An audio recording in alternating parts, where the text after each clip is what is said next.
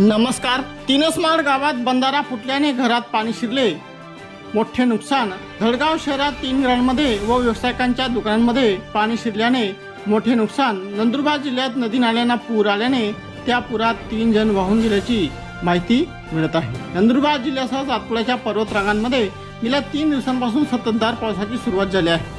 धडगाव शहरातील मुख्य चौकातील दुकानांमध्ये पाणी शिरल्याने व्यावसायिकांचे मोठ्या प्रमाणात नुकसान झाले आहे। सोबतच अनेक घरांमध्ये पुराचे पाणी गेल्याने पाणी काढण्यासाठी नागरिकांना मोठी कसरत करावी लागली। त्यात संसारोपयोगी वस्तू पाण्यात भिजल्याने नागरिकांचे मोठ्या प्रमाणात नुकसान झाले आहे। धडगाव तालुक्यातील तीनसमाड गावात पाण्याची समस्या असल्याने गुजरात राज्यातील स्वयंसेवी संस्थेने त्या गावांमध्ये छोटे 11 बंधारे बांधले होते। त्या पावसाचा जोर जास्त असल्याने एक बंधारा फुटल्याने त्या बंधाऱ्याचे पाणी घरांमध्ये शिरल्याने 3 आदिवासी कुटुंबाच्या घरात पाणी शिरल्याने संसारोपयोगी वस्तू व साहित्यांचे मोठे नुकसान झाले आहे। तसेच नंदुरबार जिल्ह्यात गेल्या 3 दिवसांपासून सतत धार सुरू असल्याने नदी नाल्यांना मोठा पूर आला आहे। या पुरांमध्ये 3 जण वाहून गेल्याची दुर्दैवी घटना घडली आहे। अक्कलकोवा तालुक्यात 2 तर अक्राणी तालुक्यातील 1 जण वाहून गेल्याची माहिती समोर आली आहे। अक्राणी तालुक्यातील माळचा गेंदा गावातील शेतातून घरी येत असताना जामनी नाला येथून बायसिंग बहादूर पावरा व 36 वर्षे हे नदीच्या पाण्यात अर्धा किलोमीटर वाहून गेल्याने ते मयत झाले।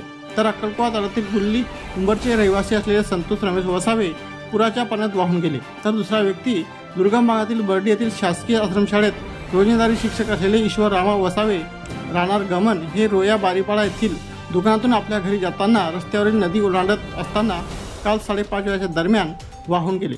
त्याचा मृतदेह 10 वाजच्या सुमारास आढळून आला। सातपुडा न्यूजसाठी सुरतान पावरा, अक्राणी तालुका प्रतिनिधी।